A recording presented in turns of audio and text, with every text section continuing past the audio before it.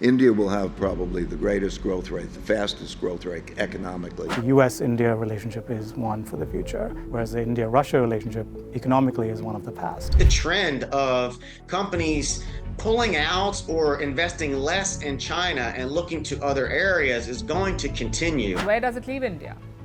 Should it stay or leave the bloc? Let's be honest, BRICS has some cracks right now, but the one thing they can agree on? Challenging the Western countries' financial stranglehold, specifically the United States and the dollar, but all other issues have a serious lack of consensus. BRICS is a group of emerging countries around the world led by Brazil, Russia, India, China, and South Africa. 5 countries, 5 interests, 5 different priorities. Together, they could form a powerful resistance and provide the rest of the world with a legitimate alternative. But what if I told you there was one country who economically didn't need BRICS to succeed? One country with the highest population in the world, one country projected to surpass the United States economy in the coming decades? Right, yeah, you already know, you clicked on the video, it's India.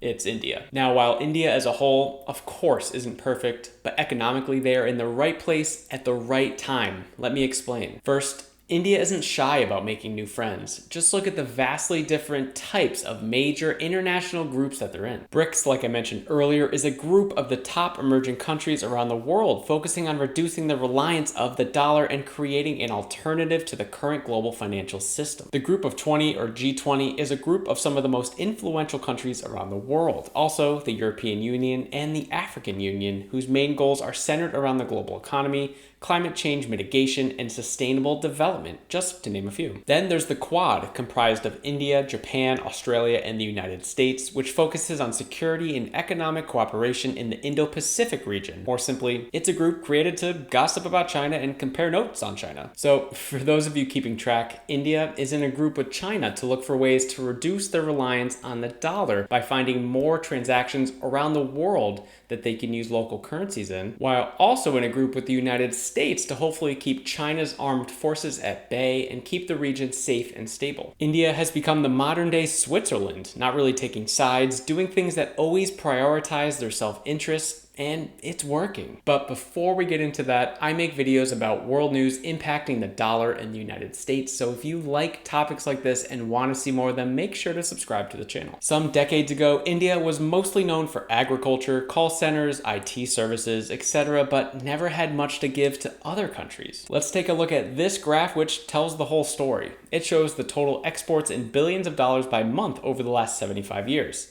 India barely had any exports until the early 2000s, when they went from exporting $5 billion a month to today, which is around $35 billion a month. For context, the United States exports just over $250 billion worth of goods a month, and China is around $300 billion worth a month. So improvement for India, but still a long way to go. However, India has made increasing its economic and production output a priority in recent years by reducing taxes and regulations on businesses, investing in infrastructure, and making it easier for foreign companies to invest in India. And again, it appears to be working. When Prime Minister Modi made his trip to the United States earlier in 2023, it wasn't an accident the United States had a meet with the leaders of the big tech companies. Apple has invested billions of dollars in India to build manufacturing, which was supposed to create 50,000 jobs right away. iPhones in particular, used to be created in China, are now in India. Google has also decided to move their smartphone manufacturing away from China and into India. The list of companies looking to set up shop in India, like Boeing, Samsung, and Nokia, are increasing. But India better hope these opportunities keep coming, because they don't have enough jobs right now for their 1.4 billion people, more specifically higher skill jobs. But as more companies and countries continue to de-risk their way out of China, it seems like India will be there to be the direct benefit in the region. I would love to hear your opinion. With businesses leaving China and flowing into India, how does China avoid losing a good portion of their export business, which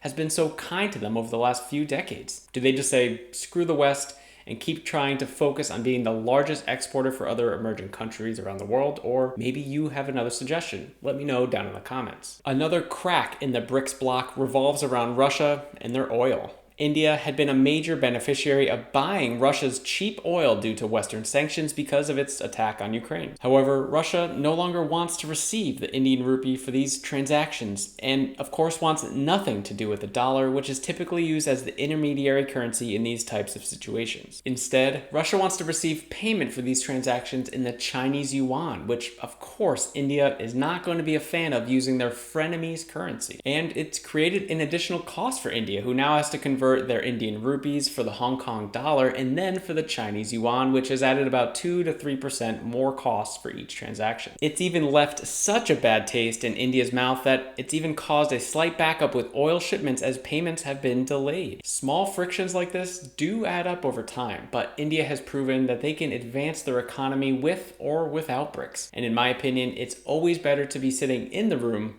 than out of it. The reason India could get away with leaving BRICS is because of their economic potential, which we barely touched on in this video. If you want to see a deeper dive, make sure to check out this video here.